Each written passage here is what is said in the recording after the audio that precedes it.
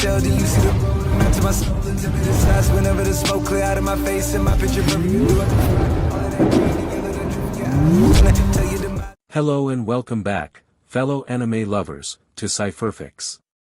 I am delighted to have you join us once again in the world of fanfiction and fantasy. This is the 7th part of What If Harry Potter Meets Monster Girl Encyclopedia. Special note, this fanfic is written and a masterpiece of Asian Lion Heart 310 on FANFICTIONnet. Do check and support the author too.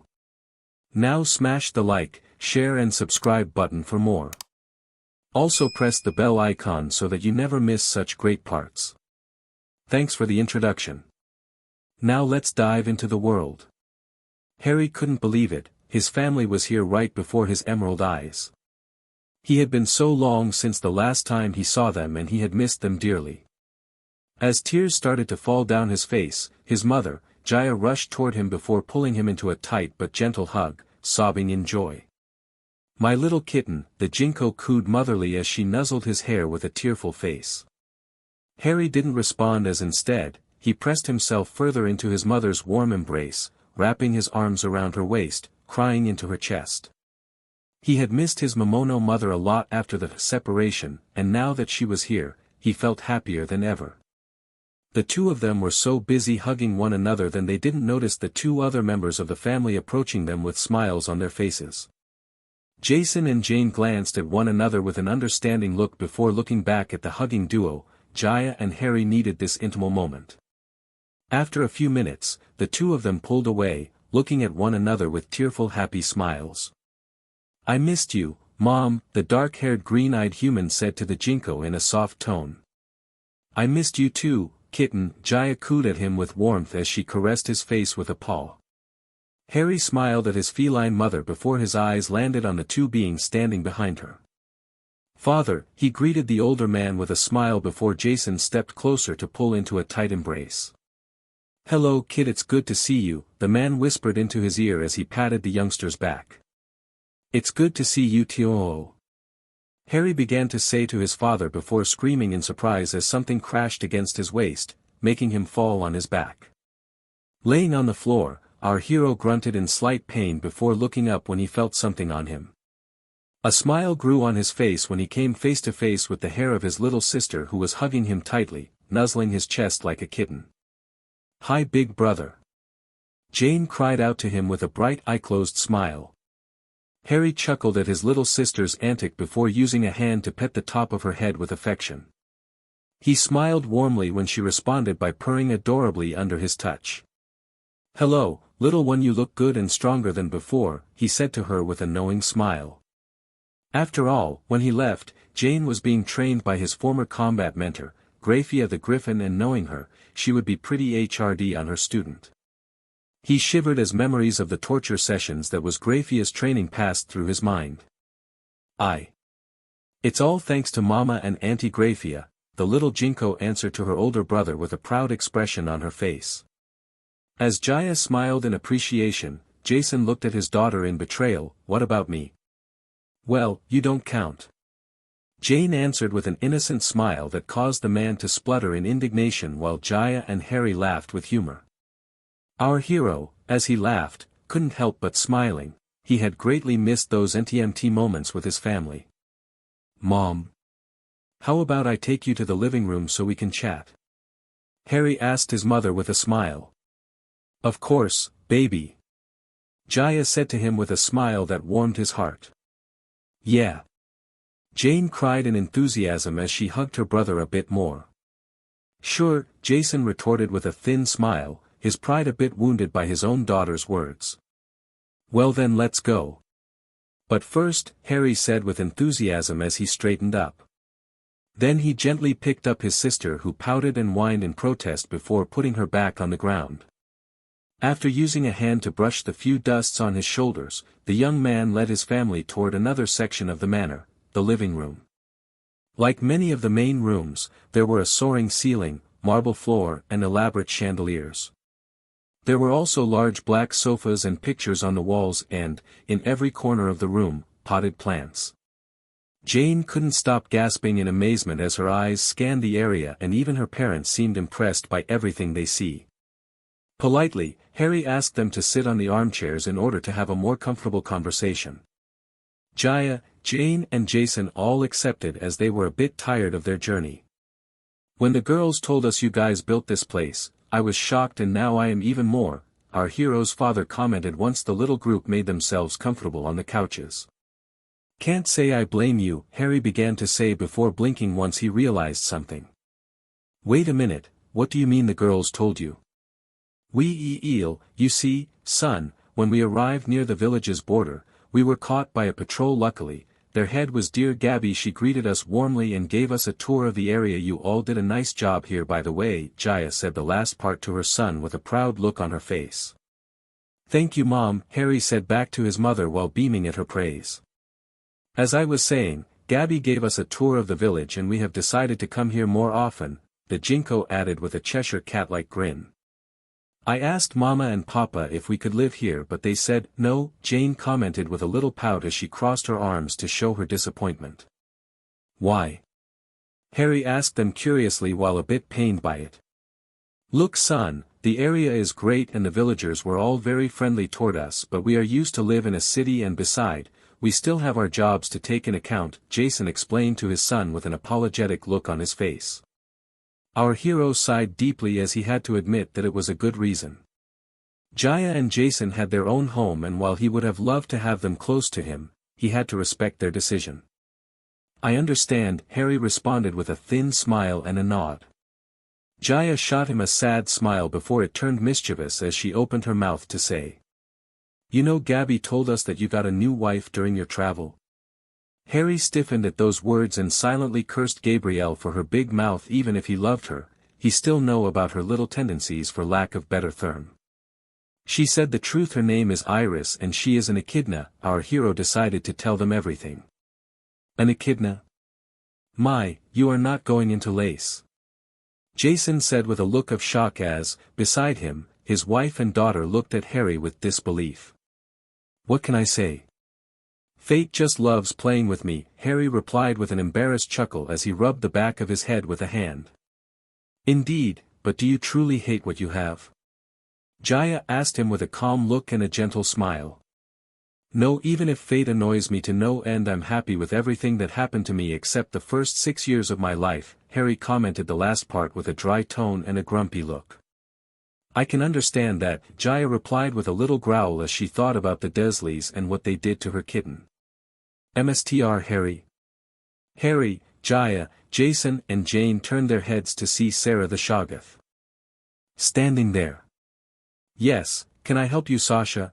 our hero asked the maid with curiosity and slight annoyance at having such an intimate moment ruined. "I am here to announce you that the mistresses are all back," the Shoggoth answered with a smile on her face. "Thank you, Sasha. Can you take them here, please?"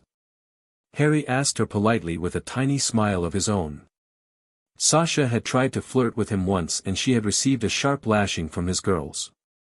Since then, she had stopped her attempt, which was good for everyone. "I will Mstr," Sasha answered with a bow before leaving the area to do what she had been told to. "I wanted to ask about this," Jason's voice caught our hero's attention. Turning his emerald green eyes away from the retreating form of the Shoggoth to look at his father, he opened his mouth to ask in confusion. "Ask about what?" "About the maids," Jason answered with a raised eyebrow. Jaya's and Jane's orange eyes were locked on him inquisitively, waiting for his answer. "Blame the girls for that. They said that, with me being a lord, it was logical for me to have maids to take care of the manor, which was also their idea," Harry answered with a sigh and slumped shoulders. "Really? You don't have to lie to us. It's true that it's easier to blame others, but Jason began to say with a smirk, but was interrupted by Harry, who shot him an unimpressed glare while saying, "I can make a magical vow if you want. You only have to ask." "It won't be necessary," a new voice echoed, and once again, the little family turned their heads to see who it was. No surprise, it was none other than his wives, Cyrilla the Chimera, Gabrielle the Griffin, Lilith the Succubus, Hela the Hellhound, Paralis the Wyvern, Raina the Ryu and Iris the Echidna. "Hello, girls.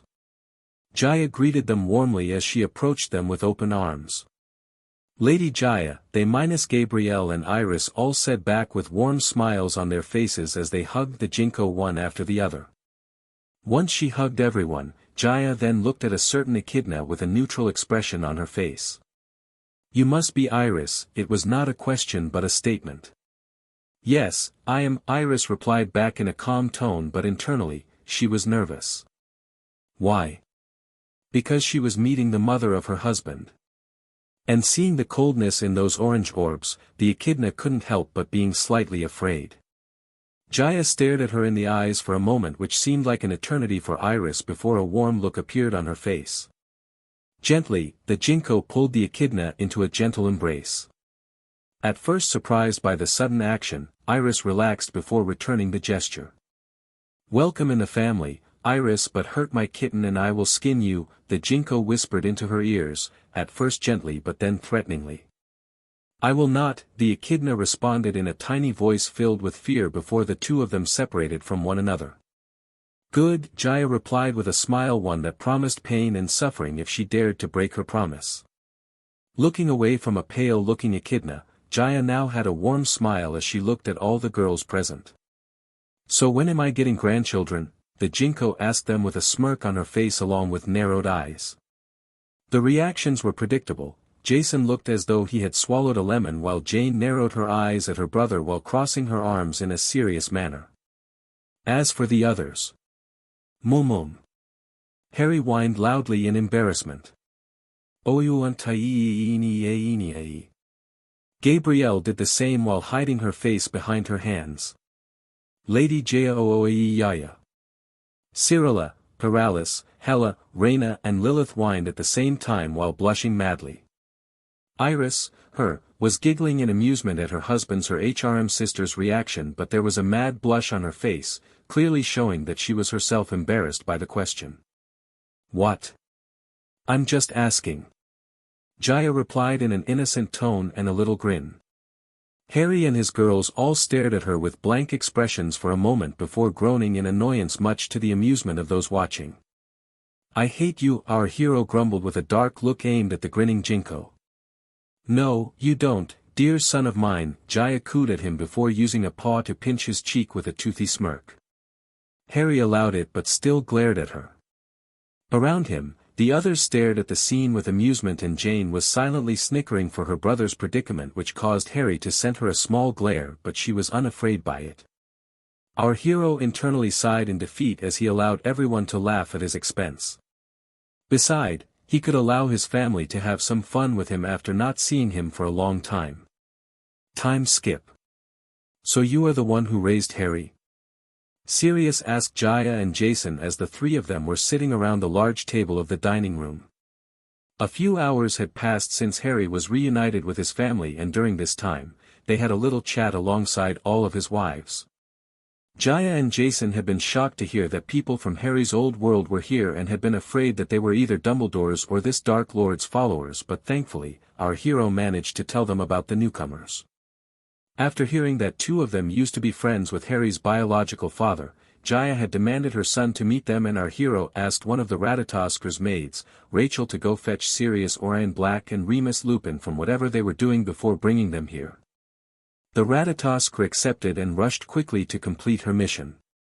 She came back a few minutes later with the two men in towns and the presentations were made. However, seeing that it was dinner time, Harry took everyone to the dining room where they all made themselves comfortable on the chairs.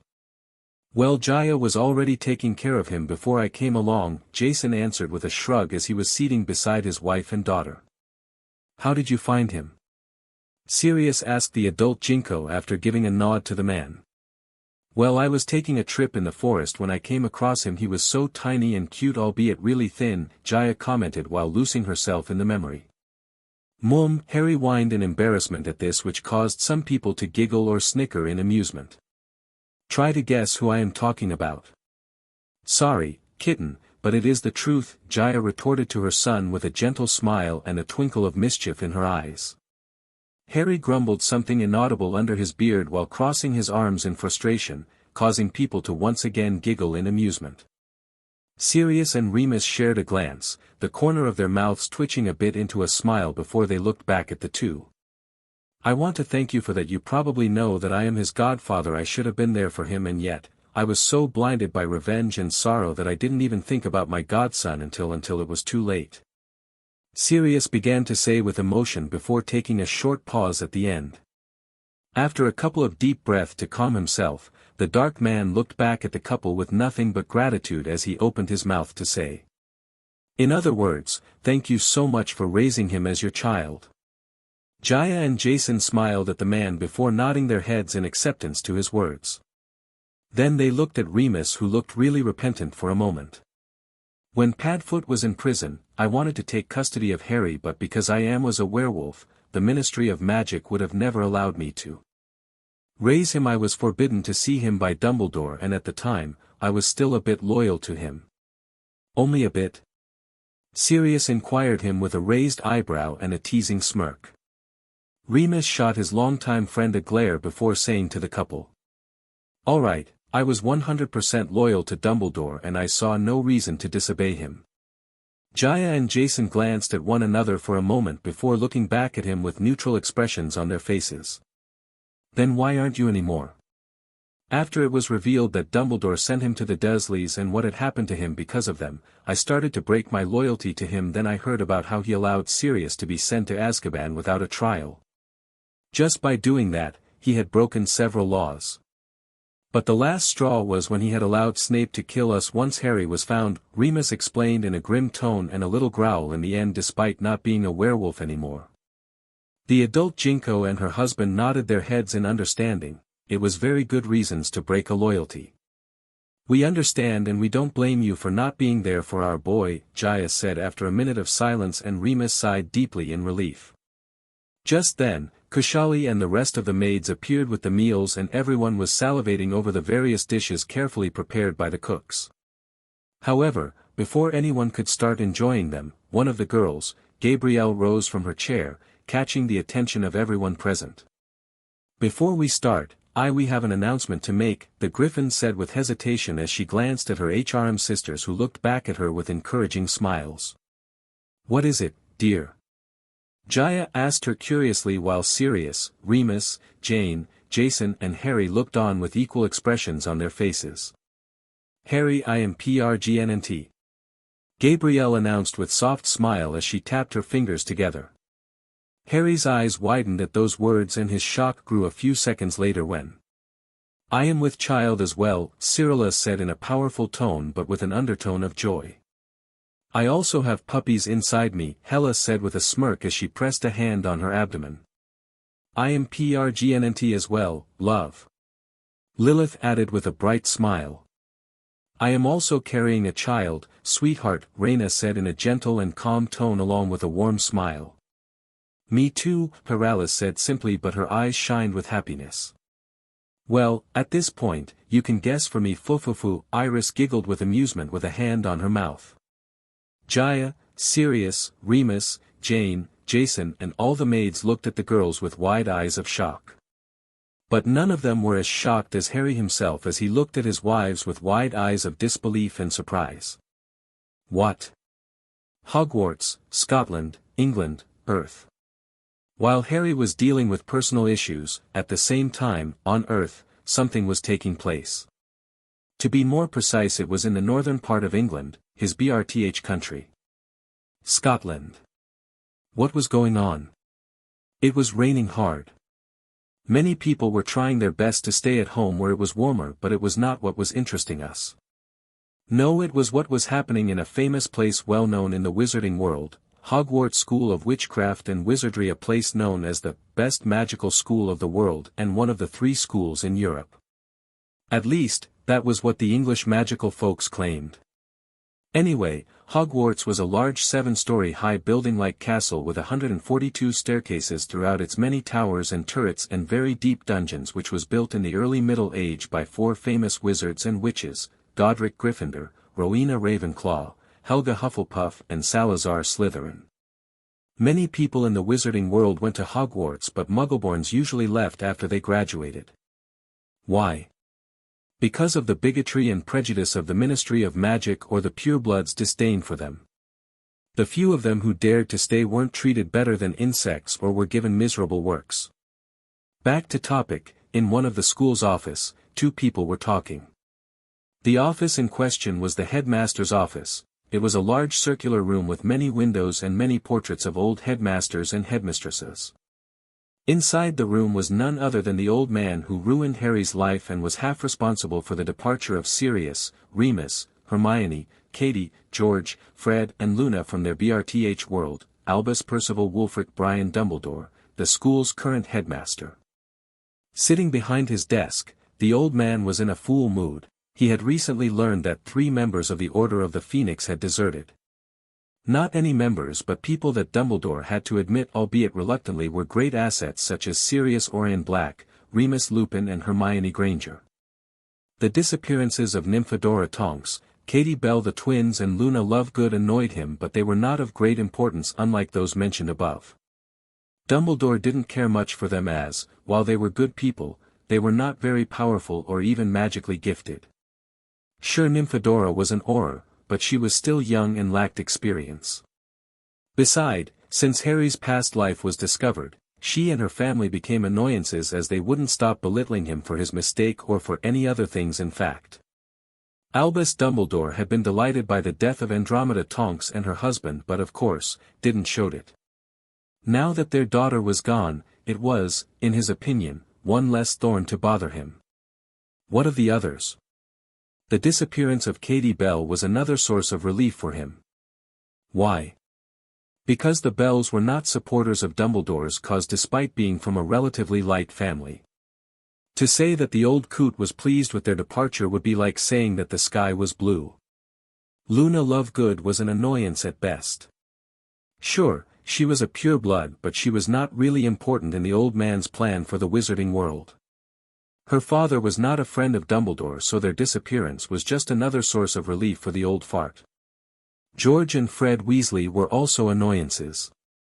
Despite being members of a light family that literally revered Dumbledore like he was Merlin himself, these two didn't support him and their main focus is how to prank people. Their disappearance caused Molly and the rest of the Weasley clan, at least those who were still alive, to become restless at first but slowly, they were growing out of it. Apparently, the Weasley clan was not as united as everyone thought they were. The true great losses for the Order came from the remaining 3. Hermione Granger was both magically gifted and very smart, a bit too much to Dumbledore's taste, but thanks to her respect for authority, the Ravenclaw-like Gryffindor girl was a good asset for the Order. Sure, she became less enthusiastic to follow orders as the years passed, but still, the girl respected him. Good, at least she knew her place. She was just a Muggleborn after all. Dumbledore might not show it in public but even him thought that Muggleborns deserved nothing but staying as second-class citizens. In his mind, pure blood should stay at the top of society but allow Muggleborns to come. He didn't want to see the old families extinct, well, most of them at least. The Potters were among those he didn't want to see being bring back. Why? Because the Potter family was among the oldest wizarding families in the magical world. The political and magical power they had was immense, much greater than Dumbledore's. Wanting to be the only powerful wizard alive, Albus made sure the Potters would never have power again. James was too stupid to realize he was being manipulated, but he almost got free because of Lily. It was thanks to Peter and Tom that the two weren't among the livings anymore.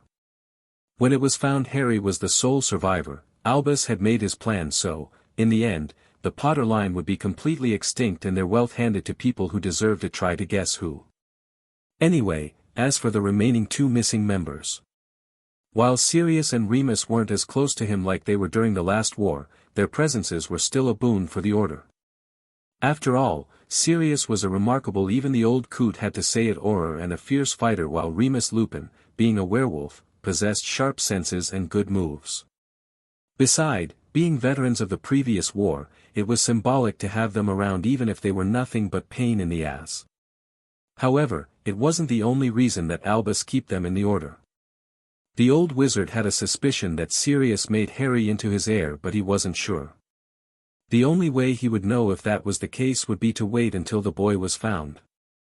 If it was the case, then he knew what to do: brainwash Harry into what he was supposed to be in the first place, aka his weapon and pawn, have Severus kill Sirius and Remus before telling everyone that they died fighting Death Eaters. Harry, thanks to him and the fake memories he would implant to him, would believe it, and he would act like the Gryffindor he is supposed to be. Later, once the brat died thanks to the Dark Lord, Dumbledore would use a fake testament to have all the money handed to his closest followers, aka the Weasley and himself. He would kill two birds in one stone: he would kill a weakened Tom Riddle, and he would, at the same time, get rid of two old families.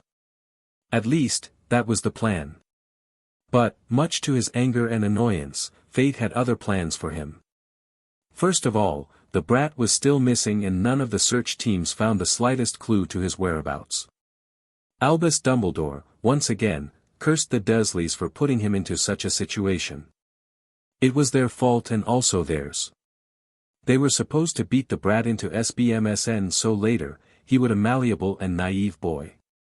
Apparently, they were doing a good job until that blasted boat trip 5 years after he handed them the DMN brat. He had been shocked and furious of the fact Vernon Dursley tossed the boy who lived off the boat to drown in the open sea. It was not supposed to happen at all. It was then that everything went wrong for him, and he cursed the Dursleys and fate for how his life turned out. But things turned even worse recently after the disappearance of Sirius Orion Black. Why? Because when the man disappeared, he didn't leave empty-handed. He apparently sell all the possessions his family had before emptying his vaults at Gringotts. The amount of money lost was so colossal that the goblins took drastic measures once again. The prices literally skyrocketed once again, and the cost of gold was now £80 to 2 galleons. Let me show you an example of how the prices turned high. A simple book that used to cost a few sickles in the past was now 4 galleons. It was needless to say that many people had voiced their outrage and indignation, but they were all, once again, forced to accept the harsh reality, albeit reluctantly. The way of life in Wizarding Britain, which was already almost very poor, became even poorer. Thanks to this, many people, mostly Muggleborns and half-bloods, left the country for overseas where the prices were not as exorbitant. The few people who remained behind were either members of the Order of the Phoenix, the Death Eaters, or people who refused to leave their BRTH country, be their pride or something else. The other magical governments, then, were delighted by how things turned out in England, and, to show how much they despised the current British government, they refused to send any helps, be it financial or something else. The great country of England was now just a shadow of what it used to be. With another sigh, the old wizard rose from his seat before walking toward the closest windows. His blue eyes looked at the outside with tiredness. He couldn't believe how low the wizarding world of Great Britain fell in disgrace, but he knew who was responsible. His face hardened as he stared at the clouded sky as a ferocious glare appeared on his face. "Black, pray you never see me again, because I will kill you," the old man growled under his breath in a tone filled with hatred and rage. "As for you, Potter, I don't know where you are, but I will find you no matter the cost. And when I do, I will make sure you know your proper place, under my thumb," he added with a mad look on his face before releasing a mad cackle that echoed throughout the area, scaring the hell out of the portraits. Unknown to him, someone was watching him from the shadows, a appealing young woman with long hair who was wearing what looked like a priestess outfit. She looked like a ghost and her eyes were made of light. She was none other than Lady Magic herself, and she was a bit amused at the moment. Why? Because she was enjoying the chaos caused by the departure of both Harry and his godfather. She was having fun watching the wizarding world of Great Britain struggling to live despite the cost of life. She was enjoying seeing those who saw themselves as top dogs living like poor people. It was their well-deserved punishment. Watching the old man mumbling to herself, the entity couldn't help but snorting in amusement before saying to herself, "You will never see them again, Albus Percival Brian Wolfert Dumbass Door, even in the afterlife, you won't get to see them again." With a cackle, Lady Magic disappeared in thin air, leaving behind an angered old man who was ranting about how his plans were going into the mud.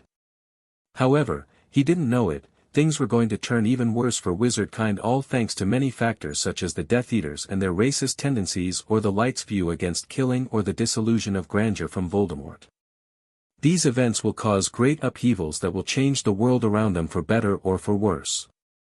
The magical creatures all felt it and couldn't wait for this moment to come, as this will mark the end of the so-called supremacy of wizard kind.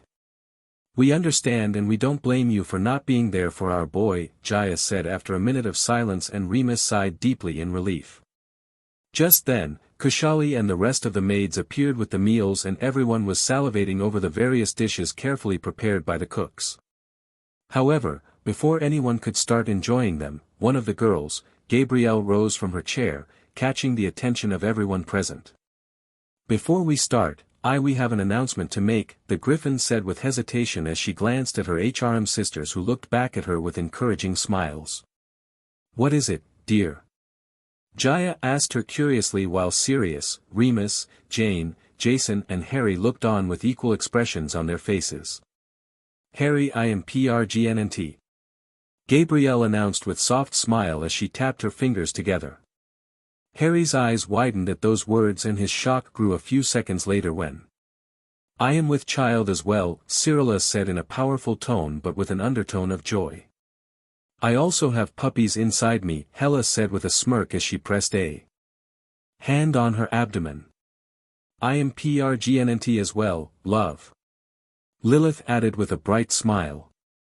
"I am also carrying a child, sweetheart," Reina said in a gentle and calm tone along with a warm smile. "Me too," Paralis said simply, but her eyes shined with happiness. "Well, at this point, you can guess for me, Fufufu," Iris giggled with amusement with a hand on her mouth. Jaya, Sirius, Remus, Jane, Jason and all the maids looked at the girls with wide eyes of shock. But none of them were as shocked as Harry himself as he looked at his wives with wide eyes of disbelief and surprise. "What?" Location, Little Hope, Mysteria. Life in Little Hope, unlike the wizarding world, was much calmer, and the inhabitants went about their business. The merchants sold their products, the children went to the village school, the cooks from the local restaurant cooked. In short, the village was peaceful and lively, but suddenly, the people stopped what they were doing when a figure entered the scene, running through the streets. "It's happening," the figure roared in excitement in his mad dash to who know where. The running guy was a handsome 5-inch 8-foot tall 18 years old almost 19 young man who had an overjoyed expression on his face. His oval-shaped face had high cheekbones, which gave him an almost sculpted shape.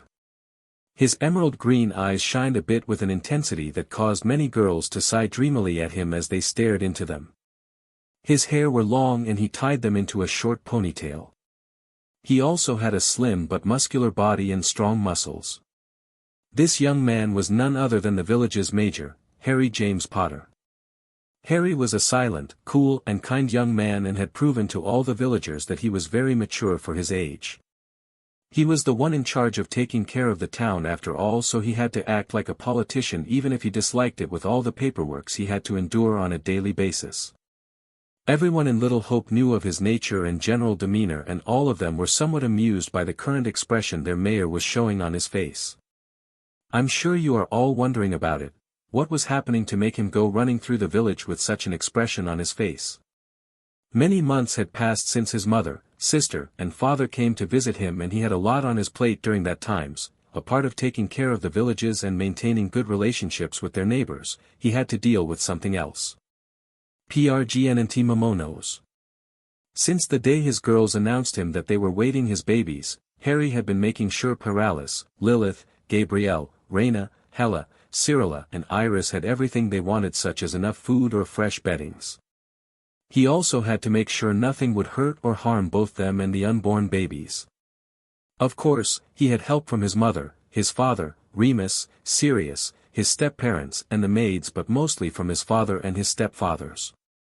Speaking of the stepfathers, they had all promised him pain if he failed to take good care of their girls, and he took their threats to heart. He remembered the day the girls gave him the news of their PRGNNCY, and it had been awkward at first, but he wouldn't deny that he had been happy to hear that he would become a father. His mother and father congratulated them, and later, his step-parents also sent their congratulations. All females were already thinking about spoiling the little ones, and Harry made a mental note to make sure his children would never become like a certain pig-like person he had known in the past. Back to present, Harry was still running through the village, heading straight toward the manor where his wives were and, in his frantic race, he passed near a certain joke shop and almost crashed against an orange-haired young man who was leaving it. The person was none other than one of the two owners of the joke shop, Fred Weasley. "Hey, pal. Where are you going in such a hurry?" the guy asked him with some curiosity and amusement. But Harry didn't stop running, instead he only shouted loudly in joy. "The babies are coming." Fred's eyes widened in shock at the news but then shouted back, "I will tell everyone." "Okay." Harry cried back without turning around, much to the redhead's amusement. At the moment, our hero didn't care about anything but his wives and the coming of his soon-to-be-born babies. A few minutes earlier, Harry was walking near the river, taking a short break from his duty and enjoying the peaceful sounds of nature until someone, one of the guards to be precise, came to tell him that Cyrilla, Gabrielle, Iris, Raina, Paralis, Hella and Lilith were all going to give BRTH. That's why he was running all the way back to the manor like someone being pursued by the devil himself. After an hour, he stood in front of the fences that marked the entrance of his domain and after opening and closing them, Harry ran forward to enter the manor. "Where are they?" he asked one of the maids, a Kikimora. "No, it is not Kashali," after opening the doors of the building, panting in slight exhaustion due to his run. "Left corridor, second floor, but you cannot go the Kikimora began to say but couldn't say more as Harry again rushed away, heading further inside the manor. "Mstr wait," the maid called him out but he ignored her call as his whole mind was focused on one thing, being there for his wives. A few minutes later and after climbing up many stairs, Harry reached the second floor and went straight to the left corridor where the maid said he would find the girls. It wasn't hard to find the room in question as, not only he could hear the cries of agony echoing in the air but there was also someone standing in front of large doors, guarding them. The guard was a Momono and it was none other than Cecilia the Centaurus who had been among the group of guards to peacefully SCRT Sirius, Remus, Tonks, Hermione, Katie, Luna and the Weasley twins to the manor a few months ago. "I'm sorry, Mr. Mayor, but you cannot enter," Cecilia said calmly to the young man once she saw him approaching. "What? Why?" Harry asked the centaur with some frustration. "The midwives need peace and quiet to do their job. The mistresses will be fine, they are in good hands," Cecilia answered calmly, not at all bothered by his short outburst before shooting him a look of sympathy. Harry wanted to argue that it was his job to be there for his wives but knew better than to argue with a determined Momono. With a sigh and slumped shoulders, he went to another room which happened to be the library and sat on the sofa, falling on it like a sack of potatoes. For the next few minutes, he sat there, waiting to be called and, from time to time, he would flinch at the sounds of one of his wives screamed in pain and agony. However, he then heard the sound of footsteps echoing from nearby and turned his head to look at the entrance of the room where appeared a handful of people. Who were they? Sirius Orion Black, Remus Lupin, Nymphadora, Call Me That and I Will Skin You, Tonks, Katie Bell, Hermione Granger, Luna Lovegood and the Weasley twins. Behind them, stood more people. The first one, a human, was a fair-skinned young man who looked to be around his 80s with a muscular physique, short black hair, and light blue eyes. He was around the same size that Harry and his name was Jordan. He and his family recently came to live in Little Hope and the young man fell in love with Hermione.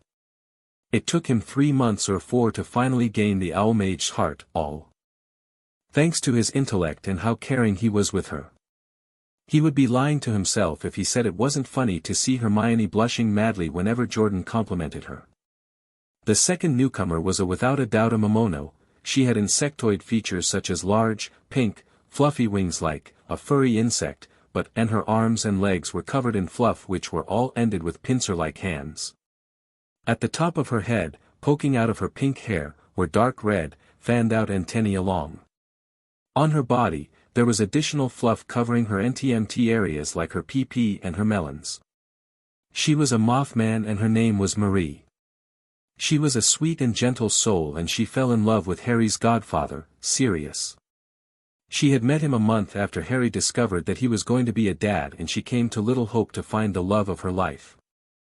And she found it during a little trip near the beach. Sirius and her bumped into one another and they fell in love almost instantly. Later, she said, and I quote, "I found the brightest light in the darkness."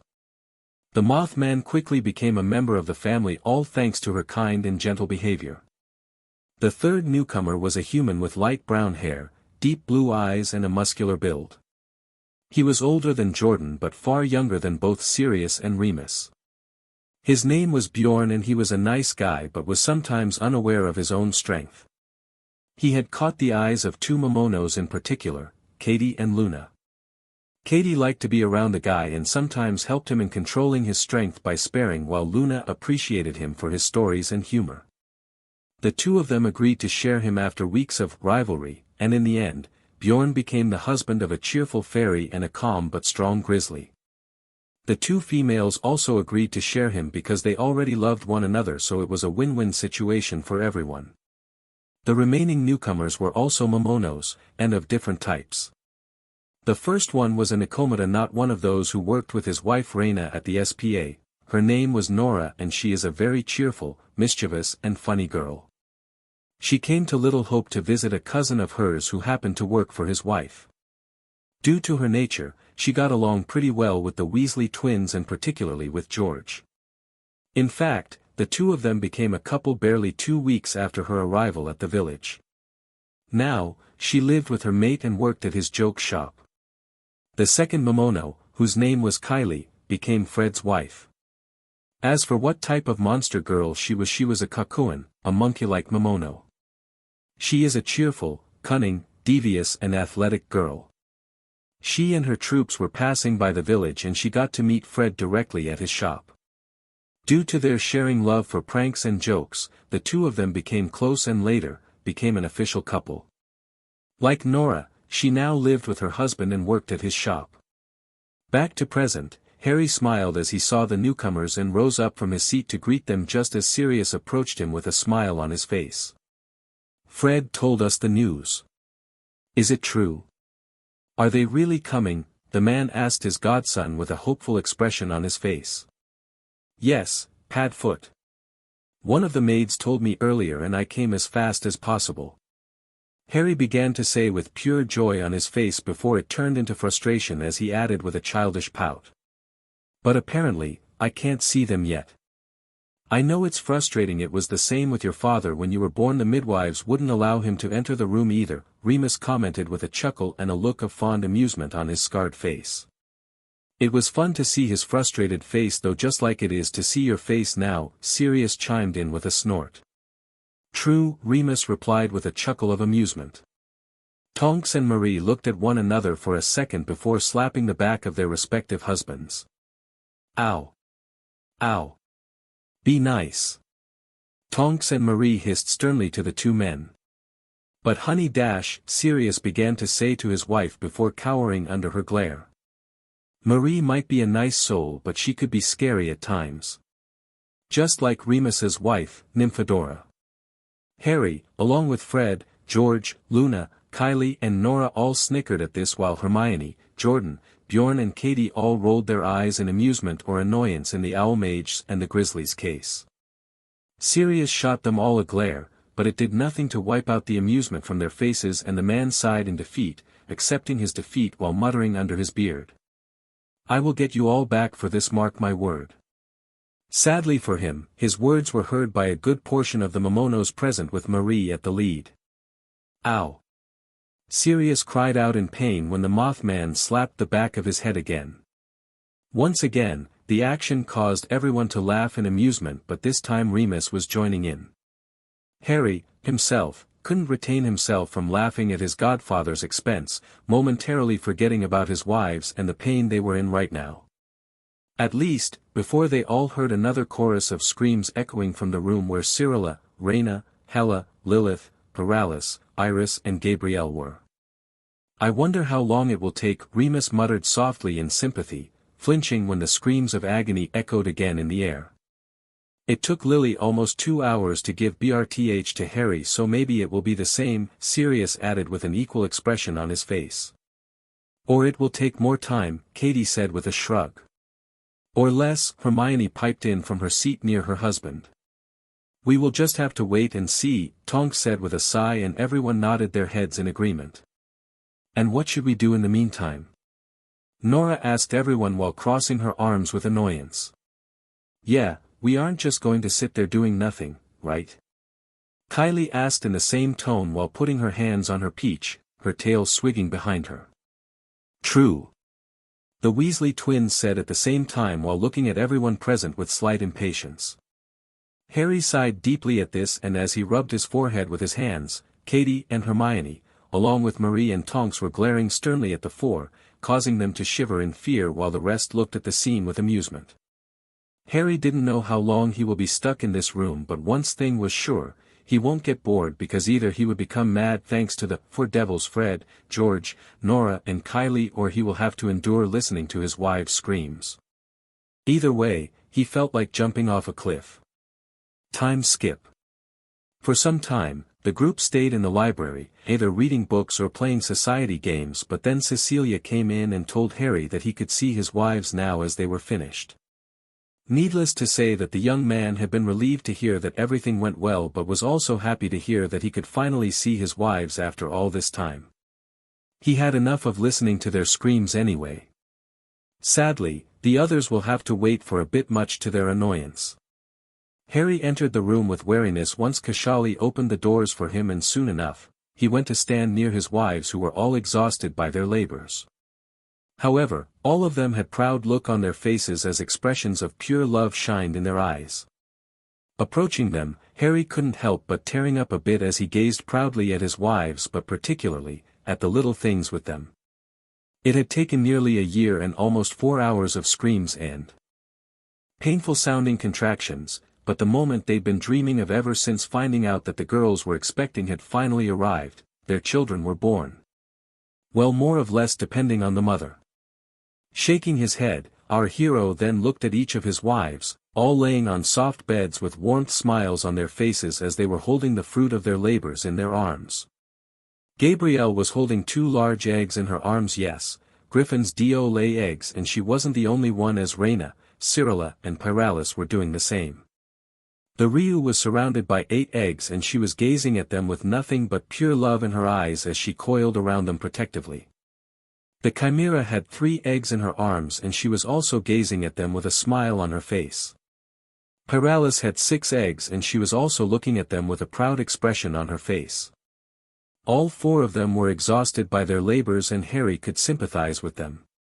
"Hey girls," he said as he approached them with a smile. "Hey," they greeted him back warmly, briefly glancing away from their respective eggs. "Are you okay?" Harry wanted to slap himself for asking such a dumb question. "We are now," Gabrielle responded as she looked at her husband before kissing him on the cheek. "I'm sorry I wasn't there for the dash," Harry began to say, only to be stopped by a finger on his lips, courtesy of the Griffin who was the closest to him. "It's okay." Sighing in relief that they weren't mad at him, Harry then turned his emerald eyes toward his remaining wives, and his smile grew even more. Lilith was laying on the bed, her appealing red eyes looking down at the 2 bundles of joy in her arms who were sleeping peacefully against her chest. When he approached her, the succubus looked at him with a warm smile as she opened her mouth to say hello to your son James and daughter Lily." Our hero's eyes watered as he looked at the succubus with gratefulness before looking down at the bundles in her arms with amazement and love. They were simply perfect. Then again, he was their father, so his vision might be biased. "They are appealing," he whispered softly to the succubus, who hummed in agreement before kissing their foreheads, earning herself cooing sound from the sleeping newborn babies. "Can I?" "Yes, you may."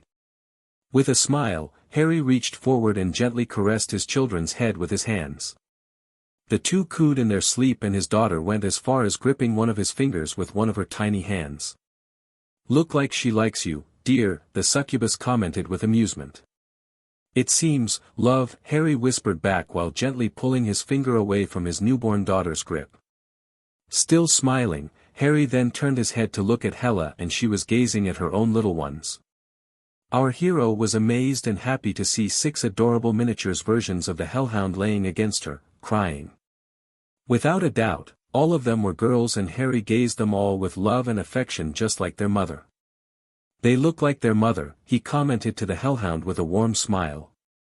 "I know, right?" Hella answered to him in a gentle tone before nuzzling her daughters one by one on the head. Harry then slowly reached forward to pet them and his smile grew as his hand made contact with his daughter's fur. It was wet but, he was 100% sure that it would be as soft as Hella's fur. The hellhound watched as the pups all stopped crying when their father touched and instantly knew that they will be daddy's girls. She was amused by the thought. "What are their names?" the recently made father asked her, still gazing at his daughters with love. "Ebony, Harmony, Callie, Kira, Minuet and Morticia," Hella answered with a smile as she looked down at her daughters. "Appealing names," Harry whispered with approval as he gazed down at the little fluffball. After a minute, Harry pulled himself away from the hellhounds to stare at his remaining wife only to freeze by the sight greeting him. Our hero was used to see Iris having a larger belly than the rest of his girls while wondering why, and now he finally got his answer. Around the echidna were a large bunch of babies, maybe 14. While it was shocking to say the least, Harry was even more stunned to see momonos of different species among them. But then he remembered that Iris was an echidna, the mother of monsters, so she could give birth to any type of momonos. Which explained the diversity of their offspring. Shaking his head, Harry started to look at the little ones around their mother. There were an echidna, which meant that this little one was the firstborn. A dragon with raven black scales and hair. A basilisk with emerald scales, plumage and black hair. A human boy who looked like the carbon copy of Harry, sadly, with his eyes closed, no one know their colors. An apophis with black scales, dark skin and hair. A phoenix blazing wings and hair. This one had been a shock as phoenixes were pretty rare. A thunderbird. A worm with dark green scales and black hair. "They are appealing. Do they have names?" Harry asked the echidna with a smile. "I wanted you to name some of them, unlike some who were a bit too much in a hurry," Iris answered with a smirk aimed at her HRM sisters, who all shot her a glare of annoyance in response. Harry chuckled in amusement at the scene before looking down at the little ones, thinking about good names to give them. "What about you name our son and we share the daughters?" "Very well, our little boy will be called Percy," Iris said after a moment of thought. "Percy it is then," Harry whispered back as he petted his son's head with a smile. "Now about our daughters," the echidna said with a smile while looking at the little ones in question. "Well, what about Thora for our little thunderbird, Adelinda for the dragon, Nyoka for the basilisk and Esh for the apophis?" Harry inquired to Iris with a smile of his own.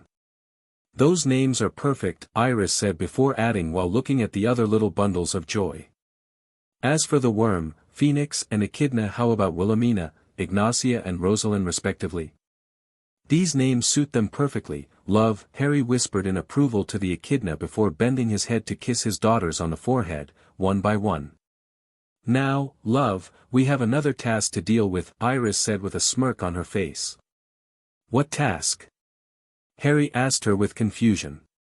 "Look at our other babies and you will understand," was her answer. With a little groan of annoyance, our hero did just that and found himself shocked beyond anything. The previous girls he saw minus the dragon, worm and human were already surprising, seeing as echidnas, phoenixes, thunderbirds, apophis, and basilisks were already pretty rare in Mysteria, but the following little ones were definitely unseen before. The first one, who had a fair skin, had turquoise scales covering her high developed limbs, whitish fur on the chest, elbows, calves, peach and tail, yellow bony spikes, and we could see what looked like prominent spikes just above her forehead. While cute, she had a slight resemblance with a canine with her pointy ears and bushy-like tail. The second little one was also particular. Her skin was dark in color except the area around her eyes, which was red in color and was mostly covered in black fur. She had pointy ears, a prehensile tail which was proven as it was perfectly wrapped around one of her legs, and wings attached to her arms like a wyvern. Unlike the previous little one, this girl had a feline-like appearance. In fact, Harry couldn't help but comparing her to a black panther cub. The third baby looked like a little dragon but different. she was covered in pure silver scales, same color for her crest-like hair with claws like claws on the ends of her hands and feet. Her chest had 3 horizontal gaps and her back was lined with fin-like projections. However, her most noticeable feature was her wings. They had a trident-like structure. The 4th baby was, in short, appealing, skin as white as snow, greenish hair, adorable face with 2 upper gold thorn-like protuberances and 2 lower protuberances of the same color at the side of it, arms and legs covered in blue scales with golden hands, feet, and she had a long golden tail with a hint of red at its tip. Then, there was her wings. They were large and colored gold and white with spikes. There was no doubt that, when full grown, she would be quite a beauty. The 5th little one also looked like a dragon but again was totally different. How so? Because of her appearance, her skin was fair, almost deadly pale, with crystalline scales covering her arms and legs, while icy blue hair could be seen on her head, where we could also notice a tiara-like crown of tiny horns adorning it. Her wings were of the same color than her scales, and she also had a thin lance-like tail whose tip looked a bit sharp. The 6th baby and the last was, like the precedent little ones, very surprising. While she wasn't a dragon in appearance, Harry was stunned to see that she was, clearly a sphinx but totally different from the ones he saw on Mysteria. She looked like a centaur, but instead of a horse-like lower body but a lion-like lower body. Of the upper body, she had caramel skin, brown hair from what he could tell at least, feline ears at the top of her head and golden wings instead of arms. But, like all of his children, she was appealing to look at as well as cute. Harry couldn't look away from them as his mind was still processing what he was seeing right now. "I have never seen anything like them," he began to say before a warm smile appeared on his face as he added with love. "But they are gorgeous." "Yes, they are," Iris said while gazing at them with nothing but pure maternal love. "How should we name them?" Harry asked her with a smile. Iris hummed in thought as she looked at the 6 bundles of joy. "How about Crystal for her?" the echidna said while pointing at the icy-looking dragon hatchling. "Perfect, and I'm thinking of Jamila for our little sphinx here," Harry whispered as he looked at the little one in question. "A pretty good name. What about the others?" Iris inquired as she once again looked at the remaining 4. After a few minutes, they had made their choice: Fiona for the whitish baby and the most appealing of their daughters, Celebrian for the silvery dragon. Harry chose the name in reference of one of his favorite books, Blake for their little panther, and finally Zara for their turquoise little scaly puppy. They had decided to wait a bit before naming the new species, even if Jamila's was obvious. Once it was done, Harry went out to tell his waiting friends the news. Congratulations were given, and Sirius and Remus both said he would be a wonderful father for those little ones and that his parents would be proud of him and their grandchildren. Cecilia the Centaurus allowed the rest of their friends to enter. Harry, as he watched Sirius, Remus, Hermione, Tonks, Luna, Katie, Fred, George, Jordan, Marie, Bjorn, Nora and Kylie either congratulating his wives or looking at the newborn babies with adoration while cooing over them. Harry had never felt so proud until now, and after seeing the look in his wives' eyes, he could clearly tell that they were just as proud as him. Seeing his children, his wives and his friends, our hero knew that his future would be nothing but bright and filled with love, happiness and peace, far away from the bigotry and stupidity of the wizarding world or the machinations and manipulations of a senile old man. We are in a strange void-like dimension. A certain embodiment of magic was standing in the middle of it, facing 3 mirror-like artifacts. Currently, she was looking at the one standing on her left. What was she watching? Lady Magic was watching with a warm smile as her favorite wizard played with his 10-year-old children under the amused eyes of his wives. Once again, in front of such a spectacle, she felt pride in having chosen to save him so many years ago from his despicable relatives. From a tiny abused child, Harry James Potter grew into a fine young man and a really good father for his many children. Lady Magic sometimes visited them, and she enjoyed her time with those bundles of joy. All of them had different personalities and traits, but all of them were adorable in her book. James, who was the carbon copy of his dad, and Lily, who was the carbon copy of her mom but with her dad's eyes, Harry's and Lilith's twins, were like fire and ice. the former loves pranks and jokes, which was good for Sirius, Fred and George, while the latter is a bookworm. Both of them are smart and cunning. James was also gifted, like his father, in magic and sometimes uses it to perform his pranks, which often led to him being punished. Lady Magic still think that those two would be worthy Slytherin if they went to Hogwarts, which won't happen of course. Ebony, Harmony, Callie, Kira, Minuet and Morticia were not sisters for nothing. All of them are smart, adorable, energetic and mischievous. Harry and Hella loved their pups, but they could be real pain in the neck because of how mischievous they were. However, it was sometimes hard for the father to punish them, especially when they used the cute puppy eyes on him. Hella was right when she thought they would become daddy's girls because he could not say no to them even if he wanted to. In response, Harry sometimes commented playfully that they were too much like their mother for their own good, to which Hella replied that they should, as she was an example for everyone. Her words always caused everyone to laugh loudly in amusement. Harry and Iris' children are the perfect example of different and varied personalities. Their only son, Percy, is a brave young man who inherited his father's look and his mother's eyes. He is Mama's boy and is adored by his siblings, who were really protective of him. Thankfully, unlike his half-brother James, he is not a prankster, but he is still pretty intelligent. He has a good sense of strategy, and it is for this reason that the boy often won at board games against his family members. Also, he inherited his father's gift with magic and sometimes entertained his siblings with his little show. The oldest child of Harry and Iris, Rosalind, was just like her mother, appealing, smart, caring and gifted with magic. She was and still is rather protective of her siblings and was sometimes seen acting like a mother hen toward them. Yep, like mother like daughter. Thora the Thunderbird was really energetic, mischievous, and was sometimes in the clouds, as the saying goes. While not really smart, she had a fierce temper and her contract over lightnings is really good. She is the troublemaker of the group and was sometimes punished for it by both her parents and older sister. Despite this, everyone loved her because her childish behavior could make everyone smile, regardless of the mood. Adelinda, their little dragon, is also rather protective of her siblings. She is haughty, proud and determined, but inside that cold demeanor, there was a heart of gold.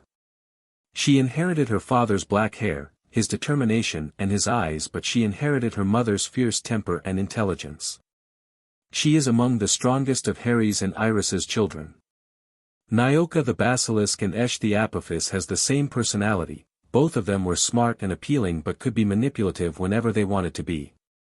Sometimes, they used their cunning minds to trick everyone, but it never worked on the adults. However, they were and still are protective of their siblings, even their brother Percy, who was sometimes the object of their teasing. Wilhelmina the worm was the hugger of the group. She loved and craved affection, and it was not rare to see her hugging someone whenever she could. It was sometimes embarrassing for some, but her hugs are mostly accepted. However, her caring and cuddly behavior hid another aspect of her personality, the fierce protectiveness she has for her family members. Like Adelinda and Rosalind, she is among the strongest of the little group. Ignacia the Phoenix was the most collected and calm of the group. However, she is a bit cold, which was a contrast to her appearance, and listless toward everyone who aren't members of her family. Like many of her siblings and half-siblings, she was smart, cunning and strong both in will and appearance. Jamila the Centaurid Sphinx was a friendly, calm and cunning Momono. She loves riddles, poetry and books. After days of thought, Harry and Iris, with the name of Hermione, had chosen a good name for her species, the High Sphinx. It was fitting, as there were no way people wouldn't look at her and say she is anything but a sphinx. Crystal, the ice-looking dragon, was like her sister Ignacia, cold and listless toward everyone except her family. However, she was also very smart, graceful and skilled in ice and water magic. In addition, she was also a really good singer and ice sculptor.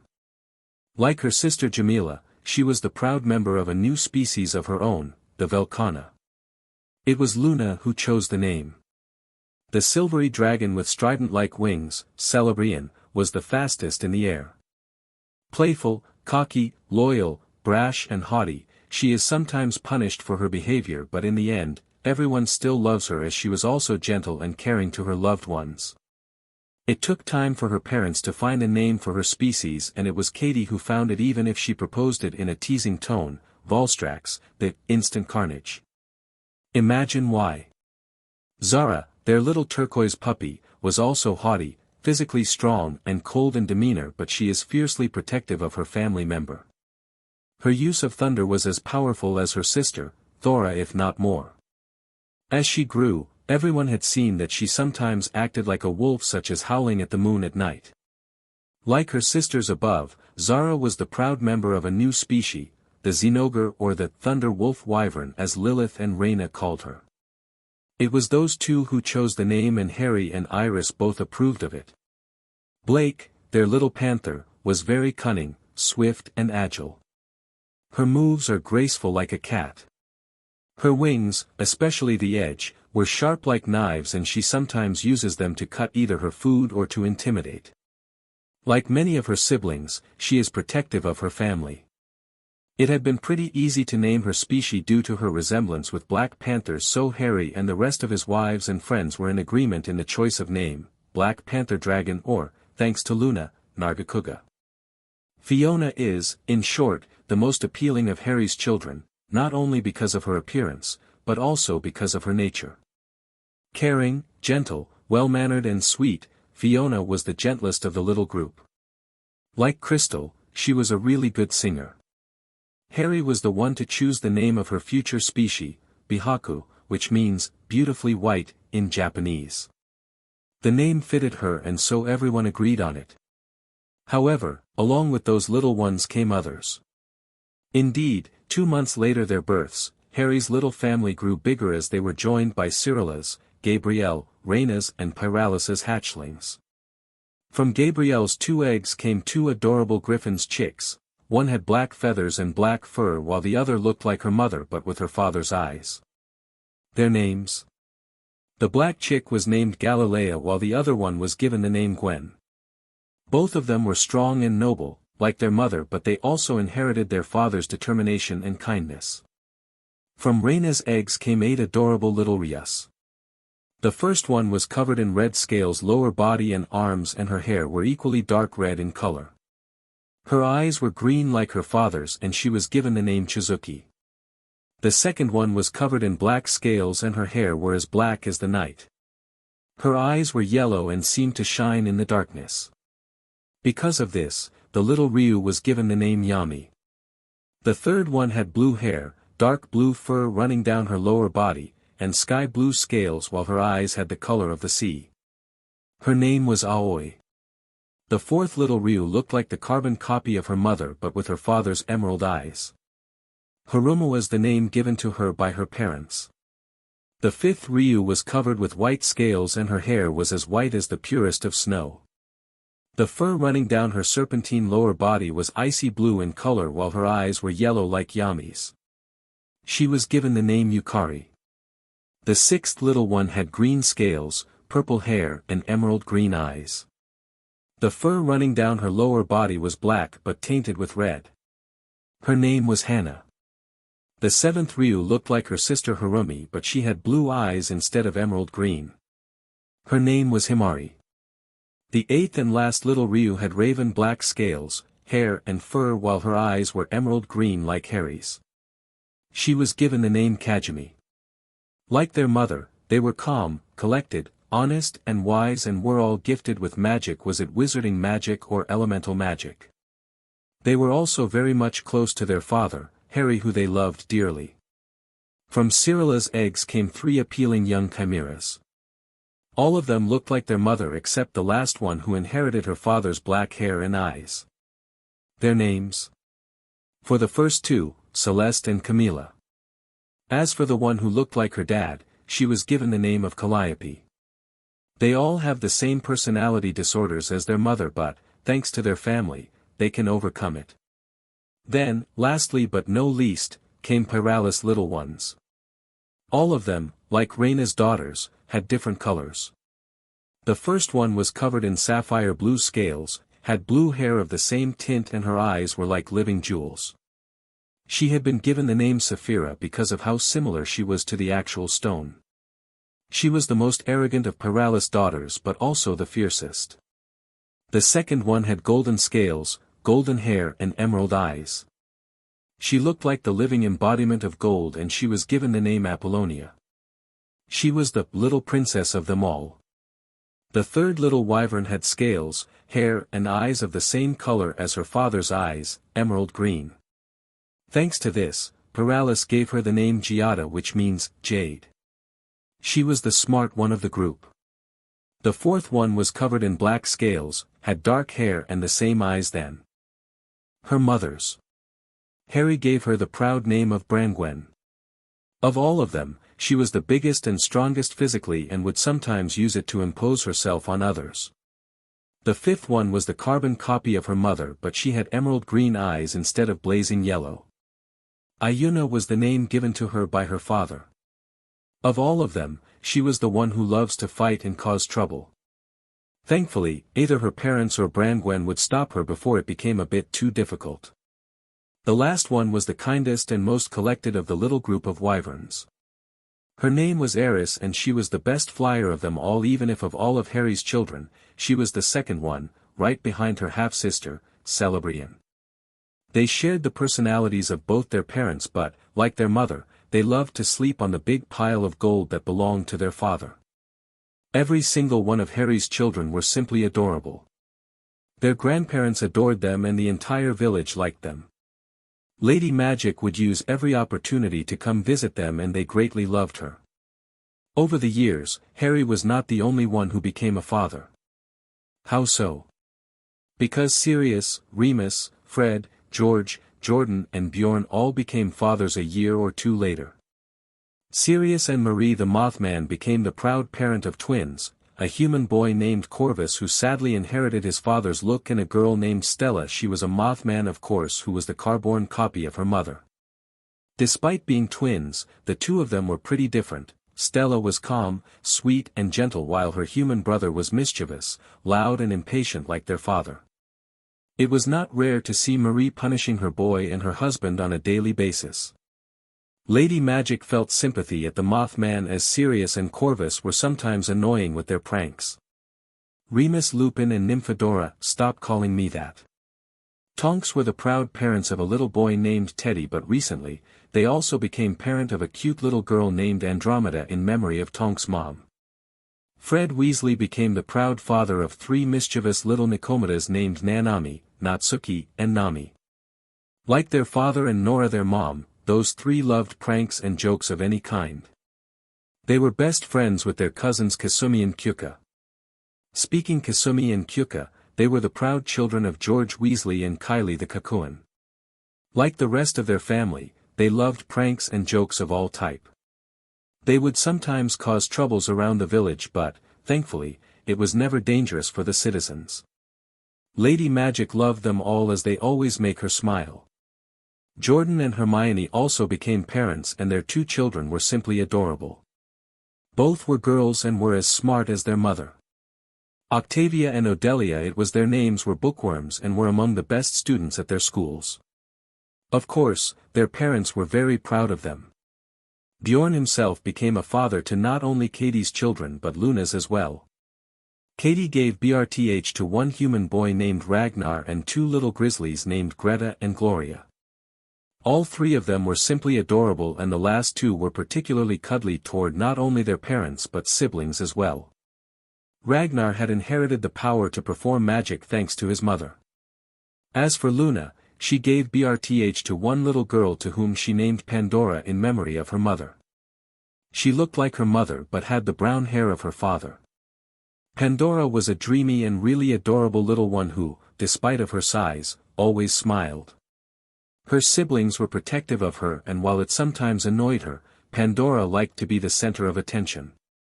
Like her mother, she shared the same fascination for living creatures. Lady Magic also loved those little ones and wished them all a great future.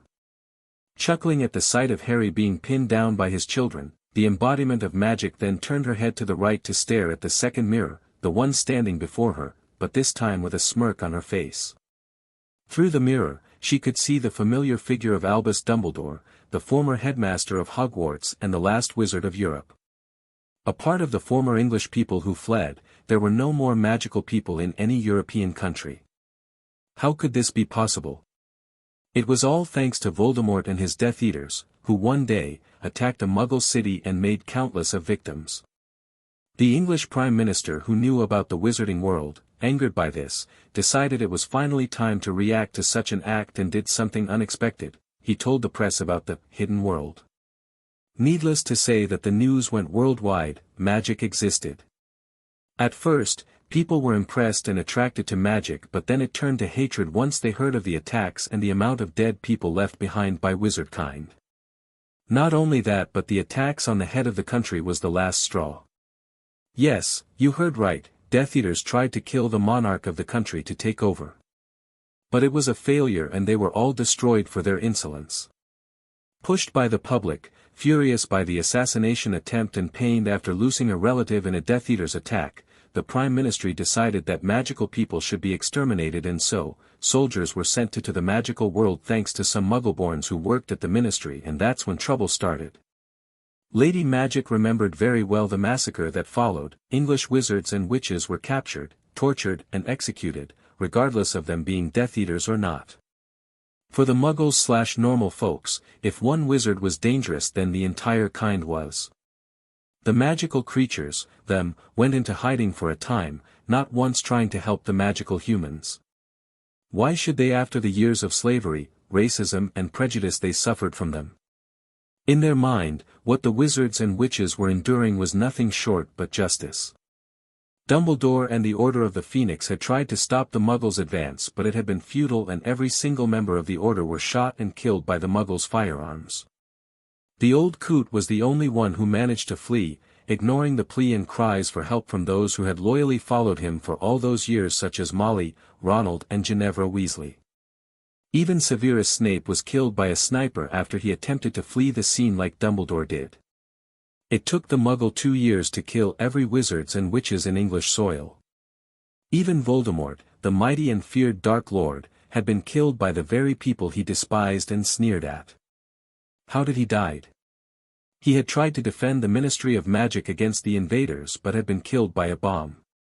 In hope of finding redemption, one of the Death Eaters, one who had lost his sister to Voldemort a few days prior, told them about the Horcruxes, and the invaders investigated about it after killing the guy. It took them a few weeks, but in the end, every single Horcruxes were found and destroyed. The Muggles, of course, received some help from the magical creatures. Wait, what? At first, Muggles wanted to destroy those creatures, but after hearing of their treatment from wizard kind, magical creatures and humans fought side by side against a common enemy. The wizarding world of Great Britain was no more. The one and only remnant of this world was none other than the one who was considered the most powerful wizard in the world, Albus Percival Brian Wulfric Dumbledore. He went hiding into a very secret place, as he knew that he couldn't go to Hogwarts. Knowing that some Muggle-born people he saw as traitors to their kind knew this place, he would have been foolish to hide there. He was hiding in a little cottage, hidden far in the north and away from any eyes. Before the massacre, he was a revered person, but now, he was nothing more than a fugitive wanted on all sides by people who were out for wizard blood. But England was not the only country to suffer such a genocide. All around Europe, wizards and witches were arrested, tortured and executed, and after a few years, Europe was free of wizard kind. In other overseas countries, there were still a few wizards, but their race was gradually dying out at some place. For example, in Africa, they were seen as shamans and so were appreciated by the locals, while in Australia or South America, they were seen as demons and were hunted. In less than a decade, the number of magical people dropped drastically. From around 1 million or more initially, there were now only a few hundreds in the world, and their number was still dropping. The survivors were forced to either abandon their magic to live like common folks or faced annihilation. You can easily guess what they chose. For Lady Magic, the extermination of wizard kind was a good thing. While she had created them, she grew to hate them, especially in the last decades, for obvious reason.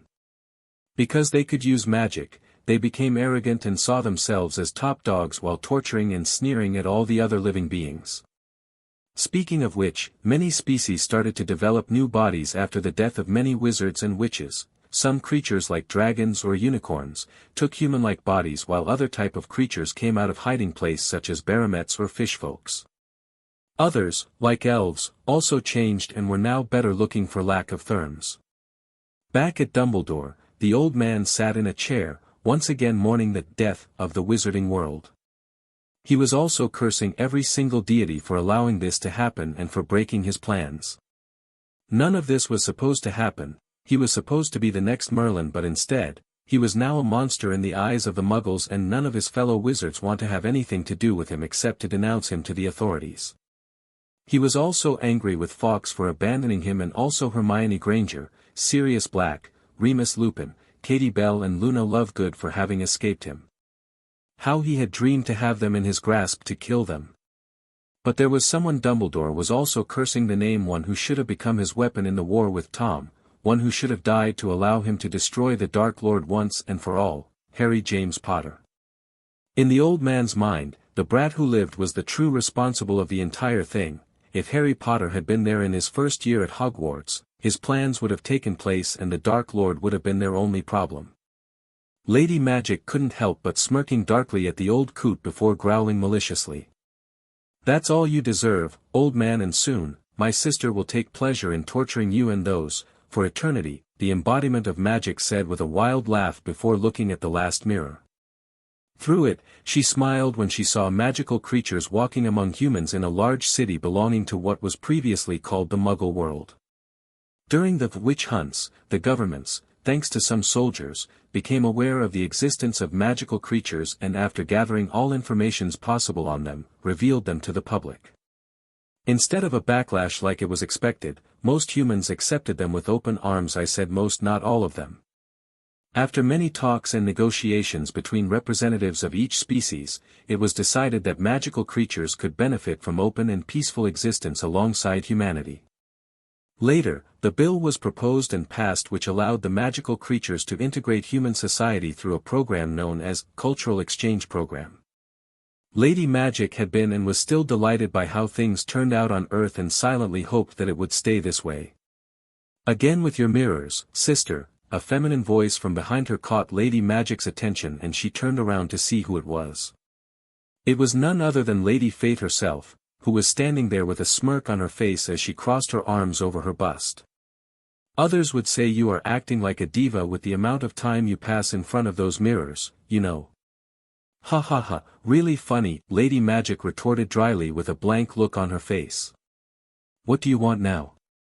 "Oh, nothing, just wanted to see if you were alright," Fate answered with a shrug.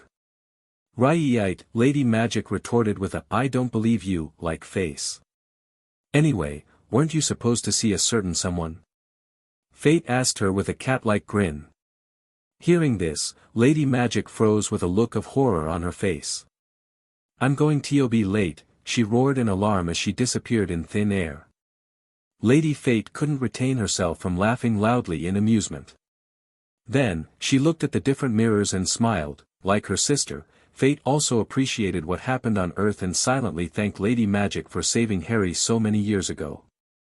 Things had turned even better than she thought it would, better than when she thought Harry should have followed the original plan. But she would be lying to herself if she said it was a bad thing. A part of hers still felt bad for allowing Harry to suffer during the first years of his life, but thankfully, Lady Magic stopped it. Shaking her head to get rid of her thought, her eyes landed on the first mirror where she saw Lady Magic being hugged by a large number of smiling kids. A smile appeared on Fate's face at the sight, before she decided to allow her fellow immortal some privacy by going somewhere instead of spying on such a cute moment. Knowing that Albus Dumbledore, the former leader of the Light, was going to die soon, maybe it was best to visit her sister Death. Who knows, maybe she will get to take part in the torture session the old man was destined to. So alright folks, that's all for today. Stay tuned for more crossovers. Do subscribe, like and share for more such videos. Also check out the story and author Asian Lionheart 310 on fanfiction.net. Press the bell icon to be notified first on release. See you in the next video. Till then, goodbye.